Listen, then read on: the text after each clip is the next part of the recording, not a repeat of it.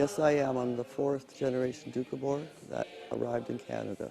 And we are a peaceful people that came to Canada in 1899. I'm wearing my great-grandmother's shawl that is 150 years old. Today is our opening at the Doukhobor Dugout House, National Historical Site of Canada. Originally, this was supposed to be just an archaeological investigation and just to determine whether or not the Doukhobors did live in the ground here.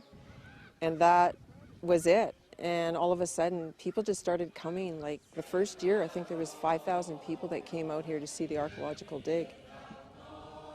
Every year we have a different theme depicting the Doukhobor history so we can educate the public.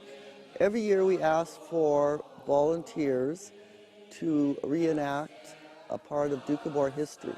When Varagin was put in prison in Siberia, he was dropped there and meant to die. They gave him 16 years. And during that time, he befriended Count Leo Tolstoy as Count Leo Tolstoy was visiting the area. And during that time, there were 16 letters that was written by Count Leo Tolstoy and 22 letters written by Peter Varagin. So today we're going to be featuring those letters, and we have two actors today, a Tolstoy and a Varagin, to be able to read some of those letters today. Is there anything I can do for you? You will make me very happy if you give me something to do. I embrace you as a brother, Leo Tolstoy. Actually, Varagin changed the thought of Tolstoy's thinking on the welfare of the world isn't worth the life of one child, and to give out military service and big possessions like financial possessions. And basically what he did was he helped the Doukhobors come to Canada with his book, Resurrection. It sold and it got 80,000 rubles, which gave them 2 ships that brought 7,600 Doukhobors to Canada. We have a lot of people that are coming back to our site because their great-grandparents lived here, and they're all trying to get back to their roots. There's one guy that introduced me today. I just kind of want to mention him. His great-grandmother was 18 months old and lived in here. So for him, today is pretty significant. So I'm hoping that he's going to be able to make it down there.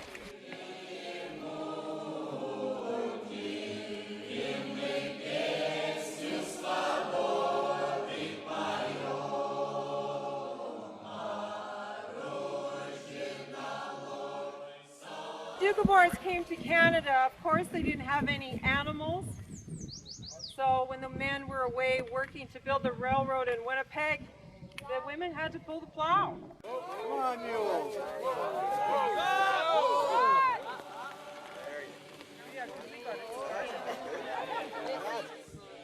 They didn't believe in military service because they believe the welfare of the world is not worth the life of one child. And thou shalt not kill is very strong. They live a toil and peaceful life.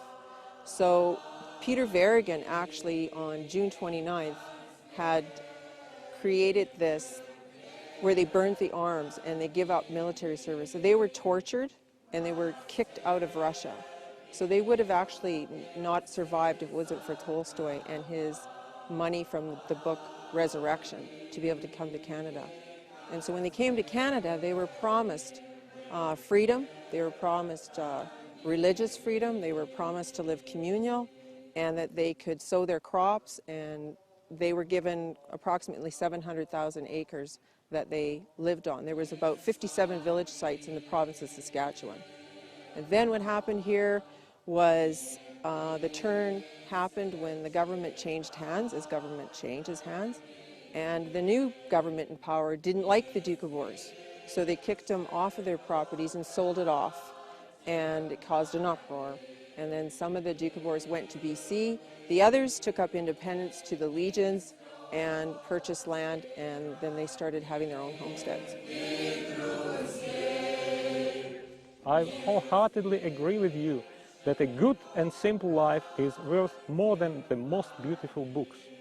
Farewell for now, your loving friend, Leo Tolstoy.